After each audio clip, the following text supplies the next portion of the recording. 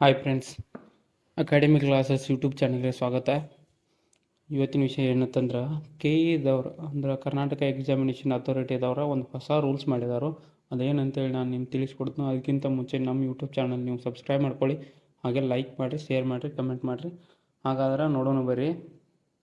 ಕರ್ನಾಟಕ ಪರೀಕ್ಷಾ ಪ್ರಾಧಿಕಾರ ನಡೆಸುವಂತಹ ಸ್ಪರ್ಧಾತ್ಮಕ ಪರೀಕ್ಷೆಗಳಿಗೆ ಹೊಸ ನಿಯಮ ಅಂದ್ರೆ ಏನಪ್ಪ ಅಂತಂದ್ರೆ ಮೊದಲ ಒಂದು ಕ್ವಶನ್ಗೆ 4 ಆಪ್ಷನ್ ಅಂತ ಕೊಡ್ತಿದ್ರು.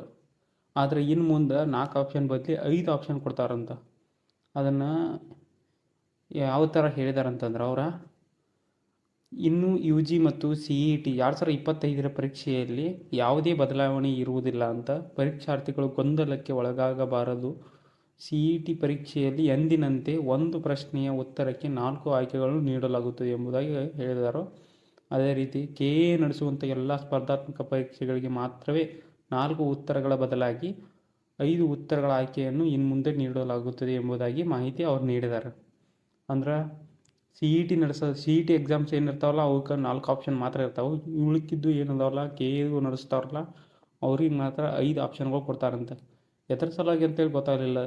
ಮೇ ಬಿ ಮೊನ್ನೆ KS ಎಕ್ಸಾಮ್ದಾಗೆ ಕನ್ನಡ ಮಿಸ್ಟೇಕ್ ಆಗಿಲ್ಲ ಟೈಪಿಂಗ, ಅದ್ರ ಸಲುವಾಗಿನೂ ಮಾಡಿರ್ಬೋದು. ನಿಮ್ಗೆ ಇದೇ ಥರ ಹೆಚ್ಚಿನ ಮಾಹಿತಿ ಏನಾರು ಬೇಕಂತಂದ್ರೆ ನಮ್ಮ ಯೂಟ್ಯೂಬ್ ಚಾನಲ್ ನೀವು ಸಬ್ಸ್ಕ್ರೈಬ್ ಮಾಡ್ಕೊಳ್ಳಿ, ಹಾಗೆ ಲೈಕ್ ಮಾಡಿರಿ, ಶೇರ್ ಮಾಡಿರಿ, ಕಮೆಂಟ್ ಮಾಡಿರಿ. ಧನ್ಯವಾದಗಳು ಫ್ರೆಂಡ್ಸ್.